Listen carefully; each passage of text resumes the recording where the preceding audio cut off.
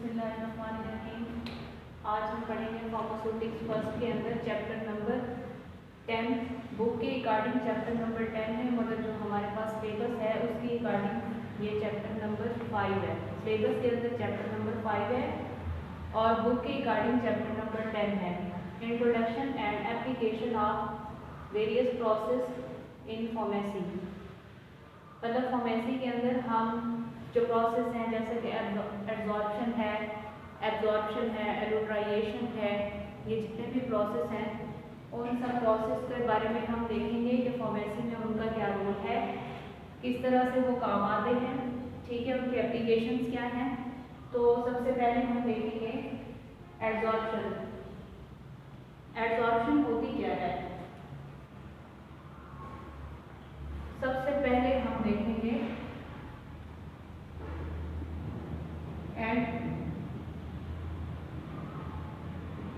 Absorption. हम इसको define कैसे करते हैं? एब्जॉर्प्शन क्या होती है? जब भी कोई सॉलिड सरफेस को एक्सपोज किया जाता है गैस या फिर लिक्विड मॉलिक्यूल के साथ, फॉर एग्जांपल इस तरह मैं समझाती हूँ। कोई एक सॉलिड सरफेस है, लेट्स सपोज हमारे पास ये एक सरफेस है जो क्या है, सॉलिड है, ठीक है। जब भी इस सरफेस के ऊपर गैस या फिर लिक्विड के मॉलिक्यूल आएंगे, ठीक है, फॉर एग्जांपल लिक्विड में हम ले लेते हैं वाटर, ठीक है, गैस के अंदर हम ले लेते हैं कार्बन डाइऑक्साइड या ऑक्सीजन, कोई भी ले लेते हैं, ठीक है। तो जब भी ये वाले मॉलिक्यूल आएंगे और इस सरफेस के ऊपर यहाँ पे आके एब्जॉर्ब हो जाएंगे, ठीक है। इधर आके क्या होंगे, इस सरफेस के ऊपर आके क्या होंगे, एडसॉर्ब, ठीक है। तो इस प्रोसेस को हम लोग क्या कहते हैं, एब्जॉर्प्शन, ठीक है। उम्मीद करती हूँ मैं आप लोगों को ये बात समझ आ रही होगी, ठीक है। उसके बाद हम लोग डिफरेंस देखते हैं absorbent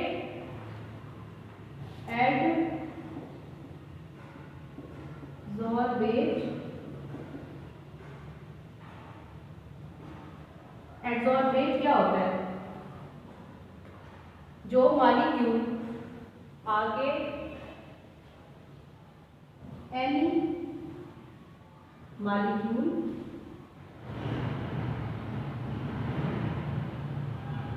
are particle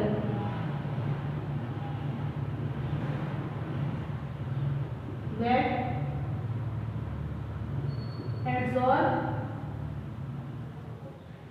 on surface, that is called adsorbate, ठीक है। उसको हम लोग क्या कहते हैं, एब्जॉर्बेट। उसके बाद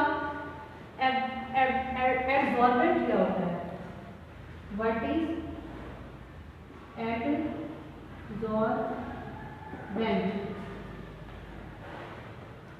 Any surface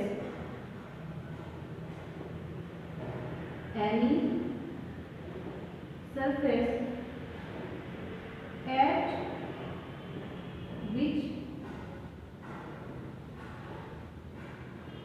absorption occur, that is called adsorbent, ठीक है। फॉर एग्जाम्पल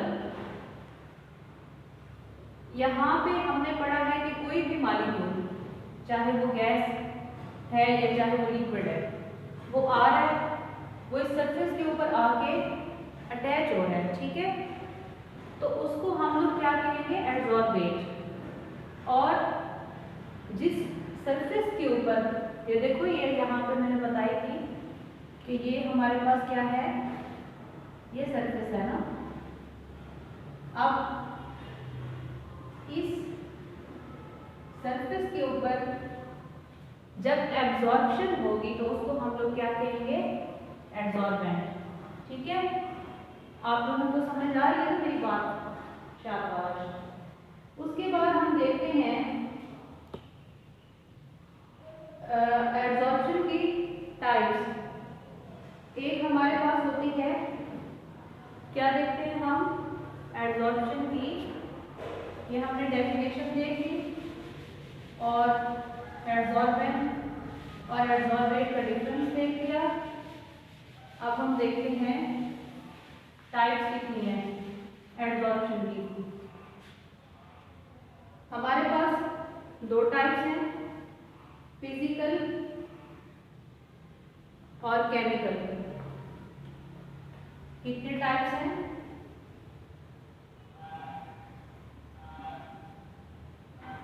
दो टाइप्स हैं। ठीक है, नंबर 1 फिजिकल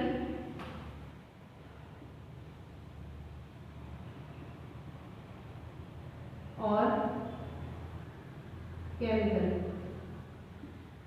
अच्छा, अब हमने ये देखना है कि फिजिकल एब्जॉर्प्शन क्या होती है और केमिकल एब्जॉर्प्शन क्या होती है। ठीक है, ऐसी एब्जॉर्प्शन जिसमें फिजिकल इंटरेक्शन हो, ठीक है, उसको हम लोग ऐसा interaction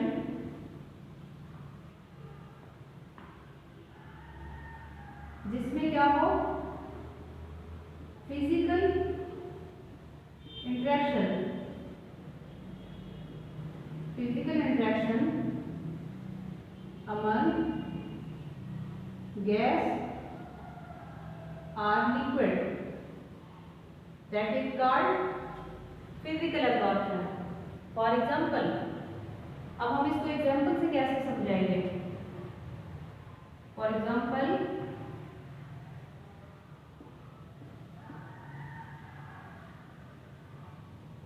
absorption of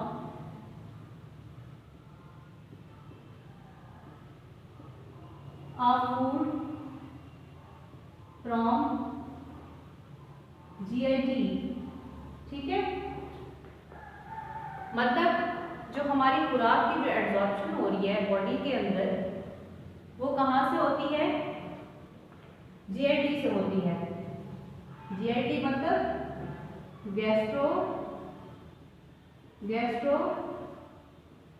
intestinal tract.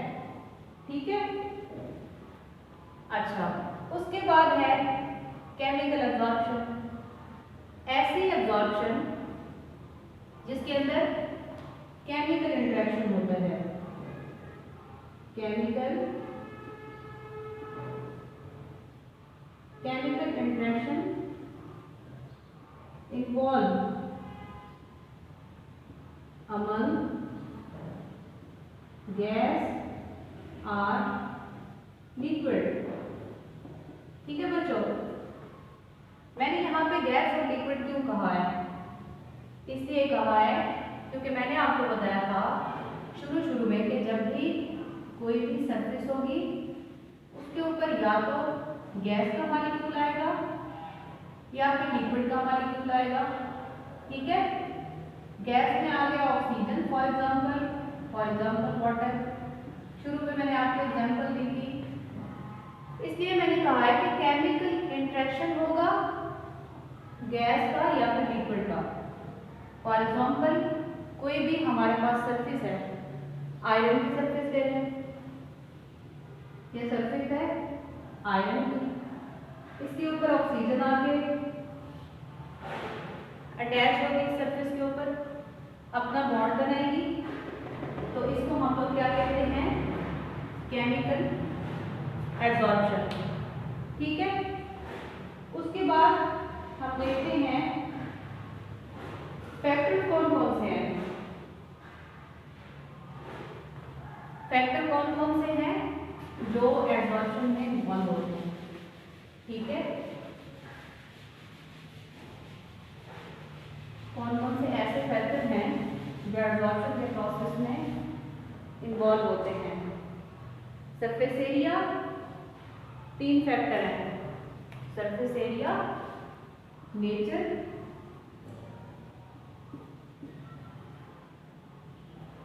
Surface area, उसके बाद है नेचर ऑफ गैस, और तीसरा है टेम्परेचर। ठीक है, ये हमारे पास क्या है, फैक्टर्स जो इन्वॉल्व होते हैं। ठीक है बच्चों, अब हमने देखना है surface area is directly proportional to absorption, it is also directly proportional to absorption, temperature is inversely proportional to absorption। ठीक है,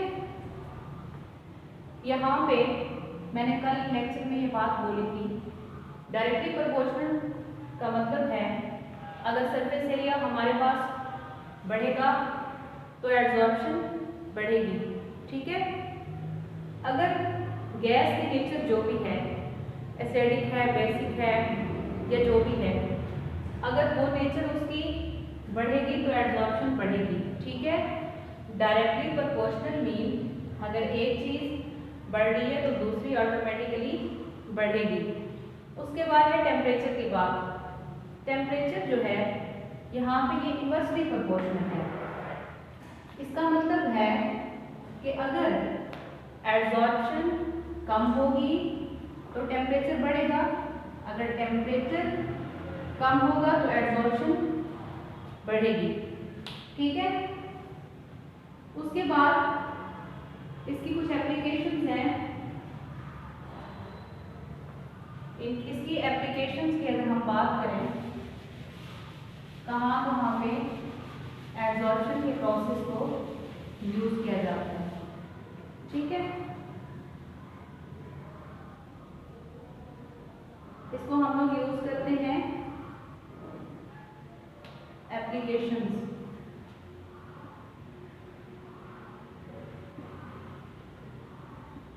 एप्लीकेशंस में देखते हैं हम,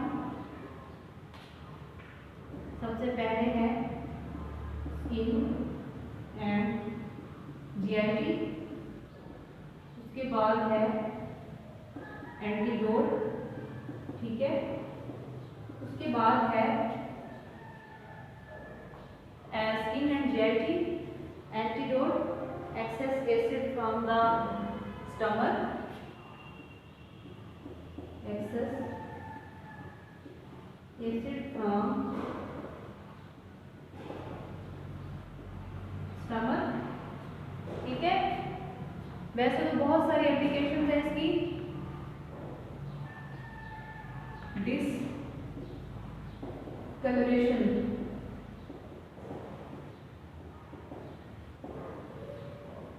स्किन और जीआईटी के जरिए एब्जॉर्प्शन होती है। एंटीडोट क्या होता है, ऐसा chemical, any agent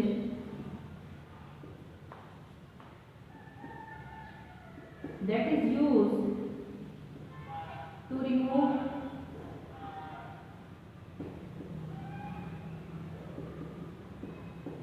poison from body। ठीक है, एंटीडोट।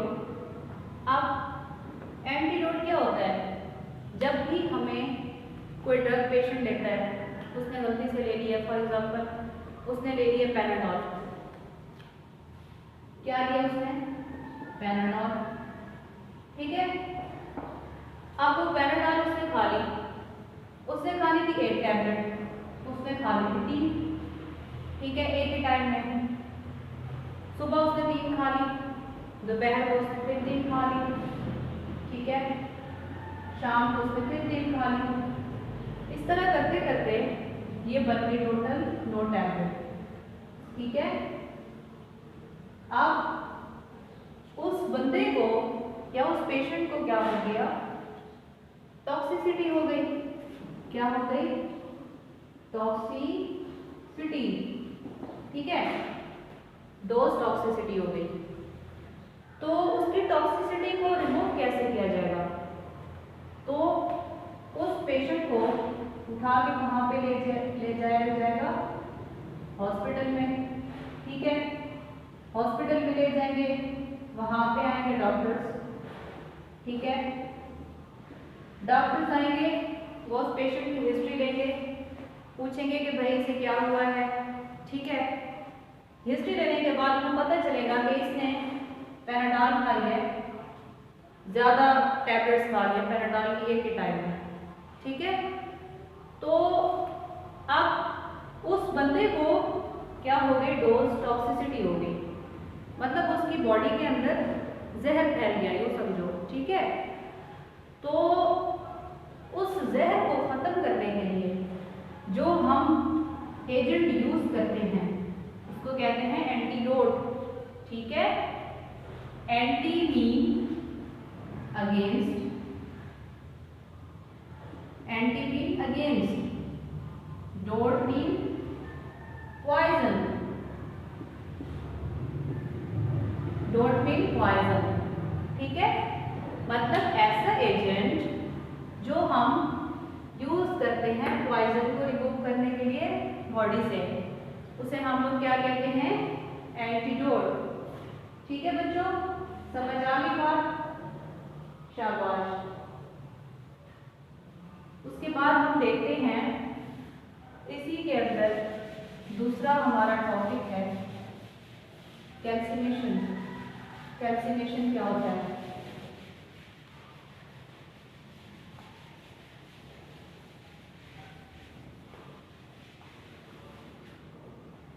कैल्सिनेशन किसे कहते हैं,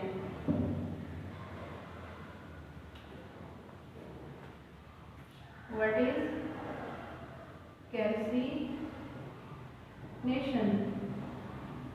ठीक है। सबसे पहले हम इसको देखते हैं कि ये होता क्या है। अब फॉर एग्जाम्पल हमारे पास कोई इनऑर्गेनिक सब्सटेंस है, ठीक है, कोई भी सब्सटेंस ले लो, कोई भी हो सकती है, उसको हमने हीट किया है, इतना हीट किया है कि हमारे पास उसको हमने क्या किया है, हीट किया है, हीट किया, इतना हीट किया है कि हमारे पास जो है वोलेटाइल कंपोनेंट रिमूव हो गए हैं, ठीक है। वोलेटाइल कंपोनेंट क्या हो गया है, रिमूव, ठीक है। और हमारे पास कुछ कंपोनेंट क्या हो गए, प्रिजर्व, ठीक है, जो कि क्या थे, नॉन वोलेटाइल थे, ठीक है। अब ये वोलेटाइल क्या है, वोलेटाइल है कभी, वोलेटाइल कंपोनेंट ऐसे होते हैं जो वेपर के अंदर कन्वर्ट हो जाते हैं, ठीक है। फॉर एग्जाम्पल हमारे पास है स्पिरिट, ठीक है। अब जो स्पिरिट है, जिसको हम लोग स्पिरिट भी बोलते हैं, वो उसको अगर हम ऐसे ओपन रखते ना तो थोड़ी देर बाद वो नहीं होगी, ठीक है। नो स्पिरिट, स्पिरिट होगी नहीं। तो इसका क्या मतलब हुआ कि ये हमारे पास क्या है, वोलेटाइल है। तो अब हम समझना चाह रहे थे कि कैल्सिनेशन होती क्या है। कैल्सिनेशन ऐसी, कोई भी जब हम इनऑर्गेनिक सब्सटेंस को ले लेते हैं, वो हमारे पास कोई भी हो सकती है, कोई भी सब्सटेंस हो जाती है, हो सकती है, ठीक है, उसको हम लोग हीट करेंगे, मतलब अब फॉर एग्जांपल उसको हम लोग हीट करेंगे कि उसके जो वोलेटाइल कंपोनेंट हैं वो तो उड़ जाएंगे, जो बाकी हैं कुछ कंपोनेंट्स जो कि हमारे पास क्या हैं, नॉन वोलेटाइल हैं, वो प्रिजर्व हो जाएंगे। प्रिजर्व का मतलब होता है महफूज, ठीक है, महफूज हो जाएंगे। इस प्रोसेस को हम लोग क्या कहते हैं, कैल्सिनेशन। अब हम इसकी एग्जाम्पल देखते हैं। एक एग्जाम्पल से हम लोग समझते हैं CaCO3 हमारे पास है, एग्जाम्पल हम लोग इधर देख लेते हैं। कोई केमिकल है CaCO3, इससे हमारे पास आ जाएगा CaO प्लस CO2, ठीक है। अब ये मैं आपको बताती हूँ कि ये इसके अंदर रिएक्शन हुआ क्या है, किस तरह से हुआ है। दूसरा है जिंक कार्बोनेट, इससे बनेगा ZnO, zinc oxide plus carbon dioxide. अब ये देखो, इसको हम समझते हैं कि ये CaCO3 से ये CaO कैसे बना। ये है Ca और ये है CO3, ये क्या है CO3। यहाँ पे ऑक्सीजन के कितने मॉलिक्यूल हैं, 3। कितने मॉलिक्यूल हैं, 3, ठीक है। यहाँ से ऑक्सीजन का एक मॉलिक्यूल चला जाएगा तो ये बन जाएगा CaO और पीछे कितने रह जाएंगे, जब एक ऑक्सीजन चली गई तो CO2, कितने रह जाएंगे, CO2, शाबाश, ठीक है। तो ये सारे का सारा जो प्रोसेस है ये यहाँ पे बताया हुआ है, ये प्रोसेस। जिंक ऑक्साइड भी इसी तरह बनेगा। यहाँ पे है ऑक्सीजन के 3 मॉलिक्यूल, यहाँ से एक चला जाएगा तो ये बन जाएगा zinc oxide plus carbon dioxide, ठीक है। एक ऑक्सीजन का मॉलिक्यूल जिंक को मिल जाएगा यहाँ पे इधर से, और यहाँ पे रह जाएगा O2, तो ये बन जाएगा CO2 जो मैंने नीचे लिखी है, ठीक है बच्चों, समझ आ गई, शाबाश। उसके बाद इसकी हम कुछ एप्लीकेशन देखते हैं। कार्बोनेट, यहाँ पे देखो एक और बात मैं आपको समझाते चलूँ, ये एप्लीकेशन के अंदर उन्होंने बताया हुआ है कि कार्बोनेट को ऑक्साइड के अंदर कन्वर्ट किया जाता है। ये देखो ये है CaCO3, कैल्शियम कार्बोनेट, ठीक है।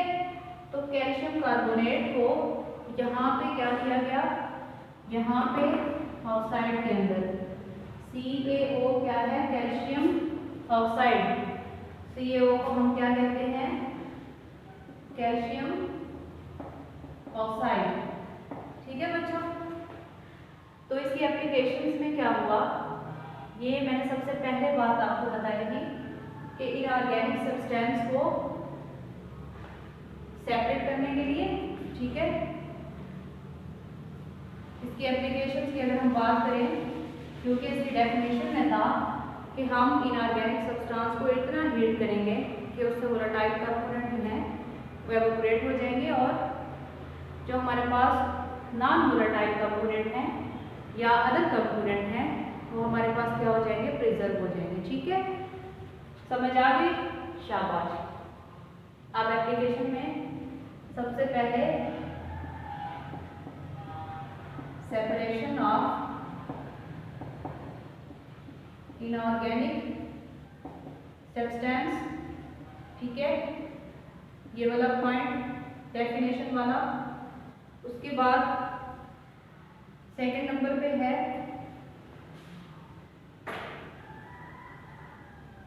Conversion of carbonate,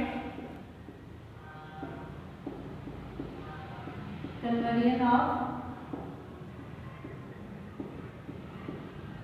carbonate to oxide. ये है कैल्शियम कार्बोनेट को कन्वर्ट कर दिया कैल्शियम ऑक्साइड के अंदर, ये वाली बात बता रहे हैं, ठीक है। उसके बाद है ग्रेविमेट्रिक, उसके बाद एक पॉइंट है ग्रेविमेट्रिक एनालिसिस। ग्रेविमेट्रिक एनालिसिस क्या होता है? ये जो ग्रेविमेट्रिक एनालिसिस है इसको हम लोग यूज करते हैं कहाँ पे? फार्मास्यूटिकल्स में। फार्मास्यूटिकल्स में, ठीक है। फार्मास्यूटिकल्स क्या होती हैं? जहाँ पे दवाइयाँ बनाई जाती हैं, ठीक है। वहाँ पे इनऑर्गेनिक सब्सटेंस की हम लोग सेपरेशन करने के लिए ग्रेविमेट्रिक एनालिसिस को यूज करते हैं। ये हमारे पास था कैल्सिनेशन। अब हम नेक्स्ट देखते हैं, नेक्स्ट हमारे पास कौन सा है?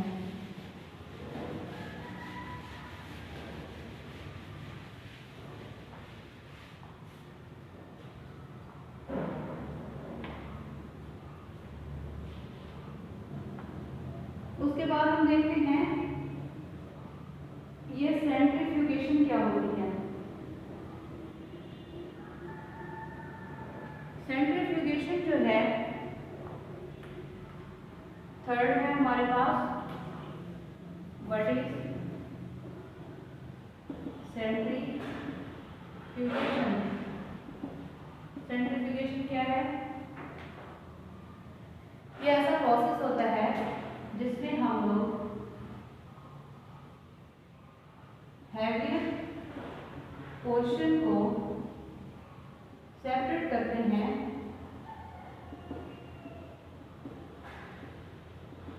लाइटर पोर्शन से, ठीक है। फॉर एग्जाम्पल अगर हम एग्जाम्पल की बात करें, फॉर एग्जाम्पल हमारे पास एक सेल है, ठीक है। इसके अंदर, इस सेल के अंदर क्या है? होमोजेनियस।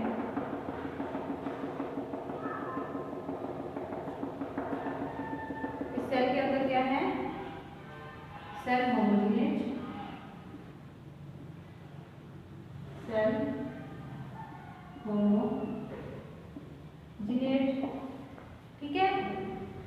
ठीक है बच्चों, समझ आ रही मेरी बात? शाबाश। इसमें है सेल होमोजेनियस।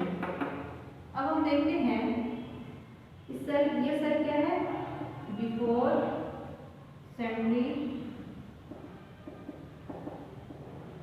बिफोर सेंट्रीफ्यूगेशन, ठीक है। अब हमने ये देखना है कि आफ्टर सेंट्रीफ्यूगेशन इस सेल में क्या चेंजेस आती है।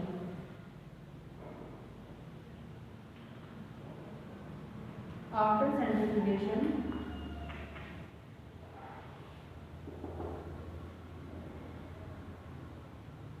इस सेल में क्या चेंजिंग आती है, ठीक है।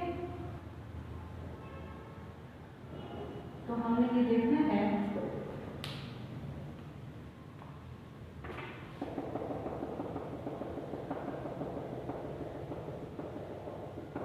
यहाँ पे सेंट्रीफ्यूगेशन में इनको सेपरेट करने के लिए एक खास किस्म की स्पीड होती है, ठीक है।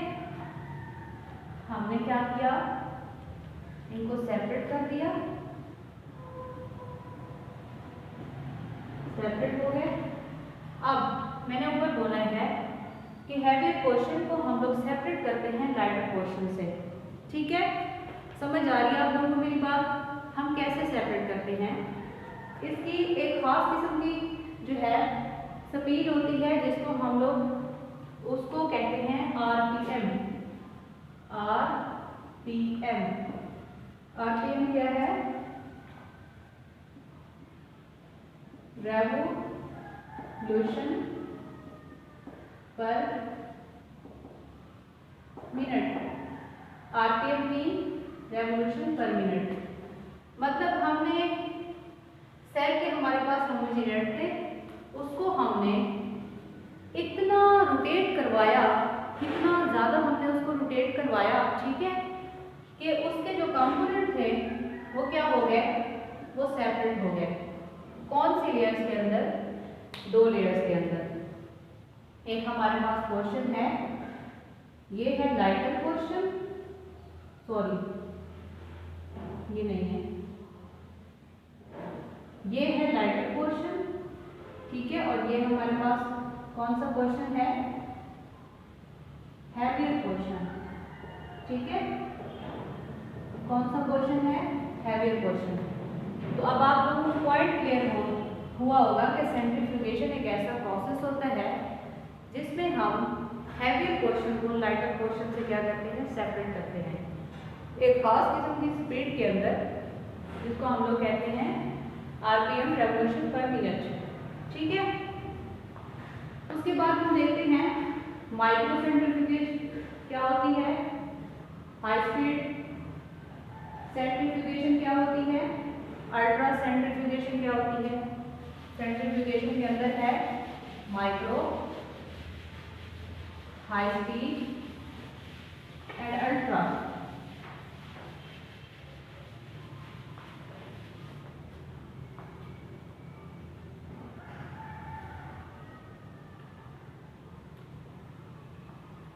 सेंट्रीफ्यूगेशन में क्या है? माइक्रो, हाई स्पीड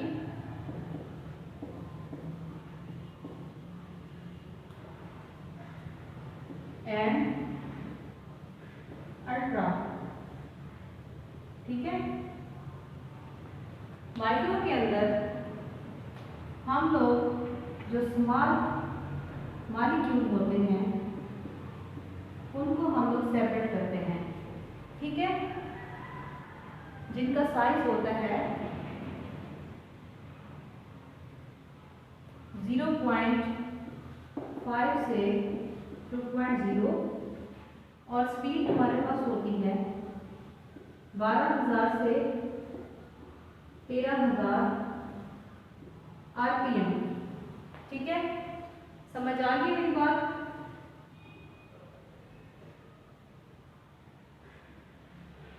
समझ आ रही है बच्चों? और दूसरा हमारे पास है हाई स्पीड में हम लोग लार्ज या फिर जो कॉम्प्लेक्स मॉलिक्यूल होते हैं उनको हम लोग सेपरेट करते हैं, और इनकी जो स्पीड होती है 3000 आरपीएम, ठीक है, 3000 रेवोल्यूशन पर मिनट।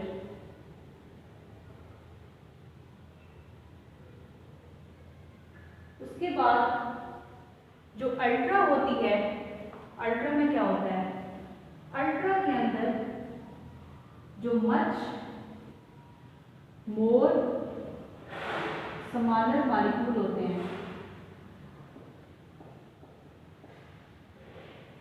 उनको हम लोग सेपरेट करते हैं। फॉर एग्जाम्पल राइबोसोम, ठीक है, और अल्ट्रा के अंदर किसको हम लोग सेपरेट करते हैं? जो हमारे पास मच स्मॉलर मॉलिक्यूल होते हैं। यहाँ पे स्पीड होती है 7000 आरपीएम। समझ आ गई? इसमें हाई स्पीड के अंदर लार्ज मॉलिक्यूल में कौन से आ जाते हैं? For example macro molecule. Macro का मतलब है ऐसे मॉलिक्यूल जो सेल मेम्ब्रेन में से नहीं गुजर सकते। मेम्ब्रेन से नहीं गुजर सकते। ठीक है, उनको हम लोग क्या कहते हैं, मैक्रो मॉलिक्यूल, बड़े मॉलिक्यूल। ठीक है, तो हाई स्पीड में हम लोग उनको अलग करते हैं। और माइक्रो, जैसा कि नाम बता रहे हैं माइक्रो, माइक्रो का मतलब होता है समानक। ठीक है, और इसमें हमारे पास जो स्पीड है वो 12,000 से 13,000, यहाँ पे 3,000, यहाँ पे 7,000। ठीक है बच्चों, समझ आ रही है आपको मेरी बात? शाबाश। अब हम उसके बाद देखते हैं इसकी एप्लीकेशंस। एप्लीकेशंस कौन कौन सी हैं, मतलब इसका यूज कौन कौन सा है, कहाँ कहाँ पे ये यूज हो रहे हैं। सीरम को अलग करने के लिए ब्लड से इसको यूज किया जाता है। सीरम को सेपरेट करने के लिए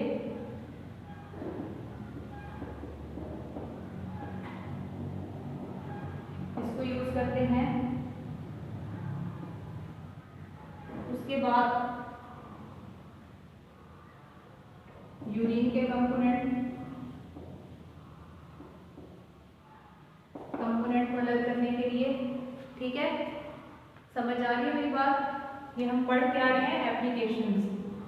क्या है एप्लीकेशंस, मतलब इनका यूज दूसरे सेंस में, एप्लीकेशंस या फिर यूज। उसके बाद फैट को रिमूव करने के लिए, to remove the fat from meat, इसको हम लोग यूज करते हैं। वैसे तो इसकी बहुत सारी एप्लीकेशंस हैं, मगर हम यहाँ पे चंद एक एप्लीकेशंस के बारे में देख लेते हैं। ठीक है, उसके बाद है नेक्स्ट हमारे पास क्रिस्टलाइजेशन। क्रिस्टलाइजेशन क्या होती है?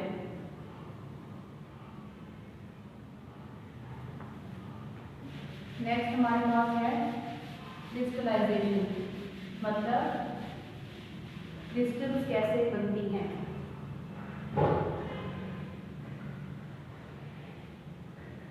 व्हाट इज अ फोर्थ है क्रिस्टलाइजेशन। इसको हम लोग डिफाइन कैसे करते हैं? फॉर एग्जाम्पल, हमारे पास कोई लिक्विड है, उसको हम लोग ने एवापोरेट कराया। ठीक है, एवापोरेट करने के बाद उसके अंदर क्रिस्टल बन गई। कैसे कब बनी? ठंडा होने के बाद, आफ्टर कूलिंग। ठीक है, अब ये मैं आप लोगों को समझाती हूँ एक एग्जाम्पल से। फॉर एग्जाम्पल, हमारे पास ये क्या है, हमारे पास एक बर्तन है। ठीक है, उस बर्तन के अंदर हमने डाली चीनी, डालते गए, बहुत सारी हम लोगों ने चीनी डाल दी। ठीक है, उसके बाद चीनी डालने के बाद उसको हम लोगों ने क्या किया, साथ साथ गर्म भी करते गए, गर्म करते गए। फिर क्या हुआ, गर्म करने के बाद उसमें से कुछ मटेरियल तो बुखारात बन के उठ जाएगा, और थोड़ी देर बाद जब वो ठंडा होगा, ठंडा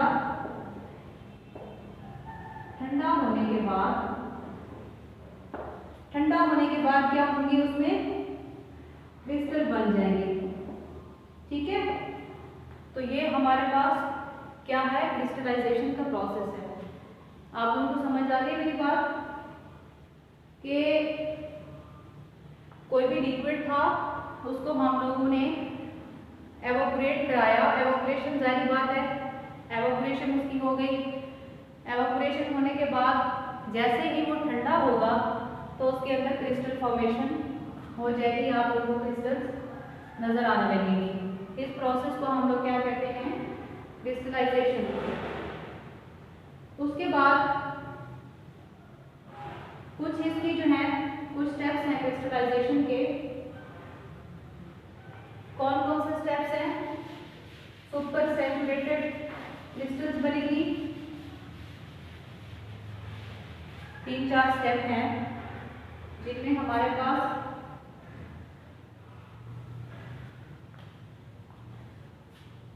सुपर सैचुरेटेड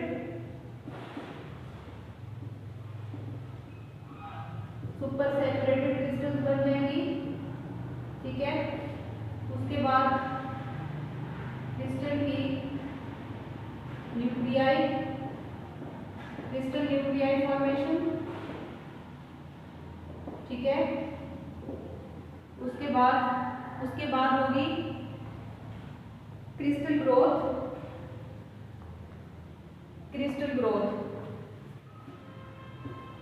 क्या होगी, क्रिस्टल ग्रोथ, ठीक है बच्चों, समझ आ रही है मेरी बात। सुपर सैचुरेटेड क्रिस्टल कौन सी होती हैं, ये हमारे पास हैं स्टेप्स क्रिस्टलाइजेशन के। सुपर जैसा कि नाम बता रहा है, मतलब बहुत अच्छी, सुपर बहुत ही बेस्ट क्रिस्टलाइजेशन, मतलब पहले हमारे पास कुछ क्रिस्टल्स बनी जो बेसिक क्रिस्टल्स थे, ठीक है। उसके बाद उस क्रिस्टल्स के बाद फिर और क्रिस्टल्स बन जाएंगी जो हमारे पास इंटरमीडिएट होंगी। उसके बाद जो लास्ट और फाइनल स्टेज होगी वो हमारे पास होगी सुपर सैचुरेटेड क्रिस्टल्स की। ये हमारे पास कुछ स्टेप्स हैं। उसके बाद क्रिस्टलाइजेशन के कुछ मेथड हैं। एवापोरेशन क्या होती है, कूलिंग क्या होती है और प्रेसिपिटेशन क्या होती है, कुछ मेथड्स हम पढ़ेंगे। एवापोरेशन, कूलिंग और प्रेसिपिटेशन मेथड्स में क्या है,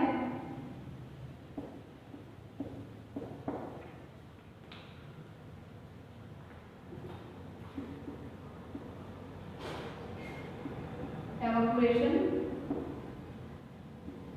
cooling and precipitation, ठीक है बच्चों। अब ये evaporation क्या होती है, evaporation जो है ये होता है बुखारात बनने का अमल। मतलब वही बात है कि कोई भी लिक्विड था जिसको हम लोगों ने रख दिया। फॉर एग्जाम्पल हमारे पास एक लिक्विड है, ठीक है, उसके अंदर क्या है, शुगर, हमने उसको रख दिया बाहर सनलाइट में, ठीक है। सनलाइट में सूरज की रोशनी में रखने के बाद उसके अंदर जो लिक्विड था वो क्या हुआ, ये लिक्विड क्या हुआ, एवापोरेट हो गया, ठीक है, वो खराब बन के उड़ गया। पीछे हमारे पास क्या बची, कुछ क्रिस्टल बच गई, ठीक है, ठीक है बच्चों। तो इसमें ये हमारे पास है एवापोरेशन का प्रोसेस। उसके बाद कूलिंग का प्रोसेस क्या होता है, कूलिंग में क्या होता है, वी गेट क्रिस्टल, हम क्रिस्टल इसमें लेते हैं आफ्टर हीटिंग,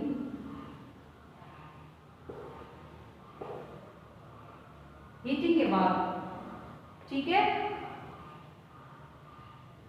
हमने कोई लिक्विड लिया फॉर एग्जाम्पल, उसको हम लोगों ने हीट किया, उसके बाद वो ठंडा हुआ, उसके बाद वहां से हमें क्रिस्टल मिली।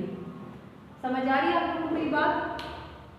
कोई भी लिक्विड था उसको हम लोगों ने हीट किया, जाहिर बात है कूलिंग है तो ठंडा होगा तो हमें क्रिस्टल्स मिलेंगी, ठीक है।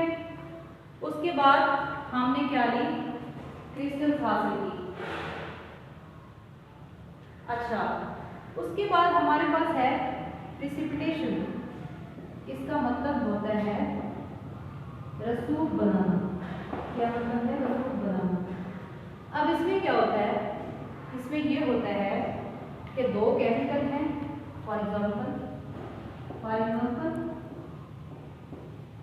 दो हमारे पास केमिकल हैं, हमने उनको क्या किया, मिक्स किया, और वहाँ पे हमने क्या की, प्रिसिपिटेशन।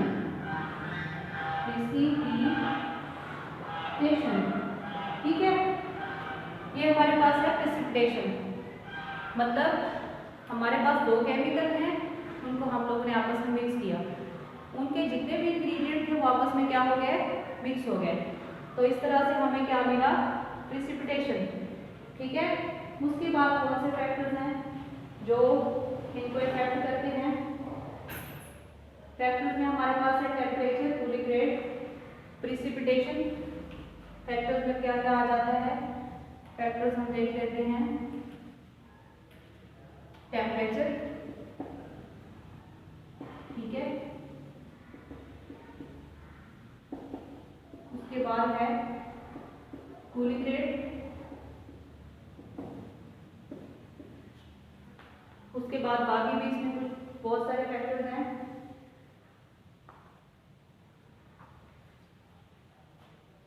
प्रिसिपिटेशन,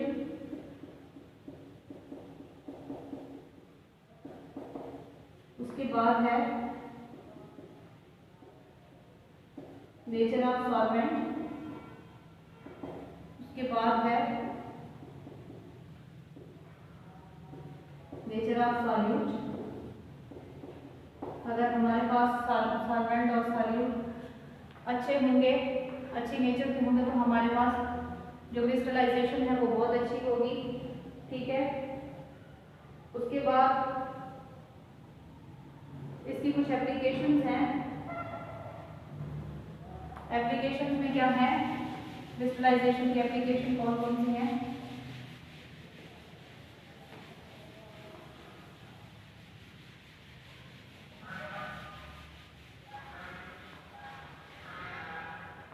एप्लीकेशंस कौन कौन सी हैं,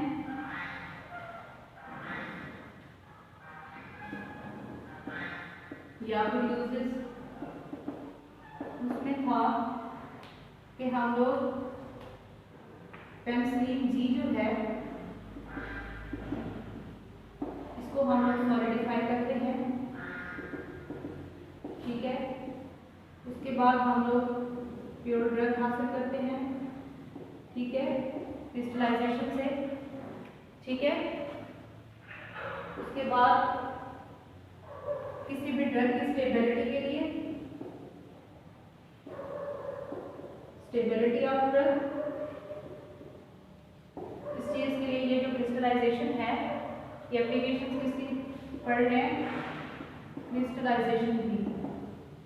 ठीक है, ये बहुत जरूरी है, ये हमारे पास एप्लीकेशंस हैं कुछ।